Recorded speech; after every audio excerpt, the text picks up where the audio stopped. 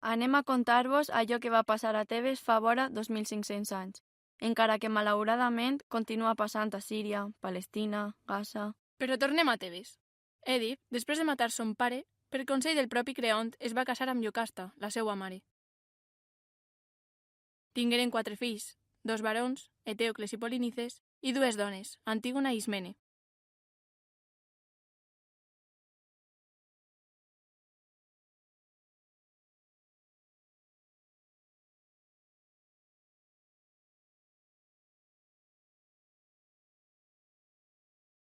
Darrere la mort d'Èdip, Eteocles i Polinices es van repartir el poder a Tebes, on regnarien alternativament un any cadascú. Eteocles no va respectar el pacte i Polinices va aconseguir un exèrcit, amb el qual començaren una guerra i els 2 germans moririen. Després d'allò, Creont es declara el nou rei de Tebes.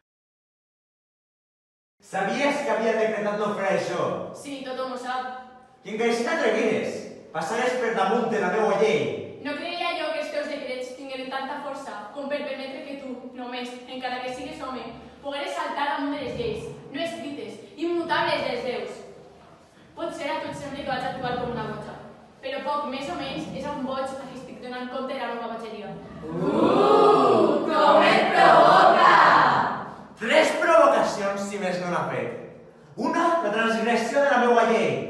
Després, l'arrogància d'oparejar-se i demostrar alegria per haver-ho fet. I la darrera, la voluntat d'actuar com un home. En veritat sembla més ser un home que no jo. O dir que a més d'haver-la agafat, vulga posar-li així vies al seu delicte. A què esperes? Ja em tens. Tens perdonat, dona? No t'agraden les meues paraules. Tampoc a mi no m'agraden les teues. Aquests es dirien també que la meva acció els agrada, si la por no els tinguera tapada la boca. Aquest punt de vista, això és teu. No, és el de tots. Però tanquen la boca davant de tu. I no et fa vergonya pensar distint d'ells. No és vergonyós honorar el germà, i aquest és germà meu, no d'ells. I no era també germà l'altre. Del mateix pare i la mateixa mare. Sí, però un va vindre a arrasar el país, i l'altre el va defensar. La mort té lleis igualitàries.